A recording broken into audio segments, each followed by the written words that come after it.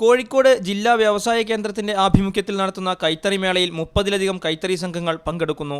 കനത്ത ചൂടിൽ കൈത്തറി വസ്ത്രങ്ങളാണ് ഏറെ ഗുണകരമെന്നാണ് വാങ്ങാനെത്തുന്നവർ പറയുന്നത്. കുറേയും കൂടി കംഫർട്ടബിൾ ആണ് യൂസ് ചെയ്യാൻ വേണ്ടിയിട്ട്, കുറേയും കൂടി ഹെൽത്തിയാണ്. പിന്നെ അതാണ് ഉപയോഗിച്ച് ശീലിച്ചിരിക്കുന്നത്. പോളിസ്റ്ററിനെക്കാട്ടും താല്പര്യം അതാണ്. കംഫർട്ടബിൾ ആണ്, നമ്മൾ ചൂടെടുക്കില്ല. അതെ, കൈത്തറി ഉൽപ്പന്നങ്ങൾക്ക് ആവശ്യക്കാർ കൂടുതലാണെങ്കിലും സാമ്പത്തിക മാന്ദ്യം കച്ചവടം കുറയാനിടയായിട്ടുണ്ട്.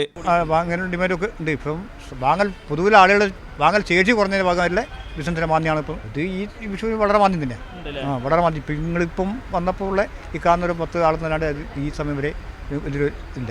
ഒരു 2000-3000 രൂപ കച്ചവടത്തിൽ കൂടുതൽ ആർക്കും ഉണ്ടായിട്ടില്ല.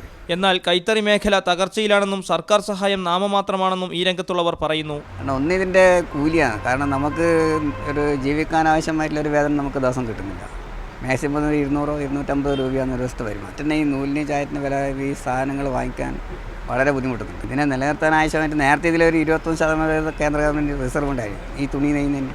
അപ്പോൾ അതിൻ്റെ റിസർവ് എല്ലാം എടുത്തു കളഞ്ഞു. മേള ഏപ്രിൽ 14 വരെ തുടരും. മീഡിയ 1 കോഴിക്കോട്.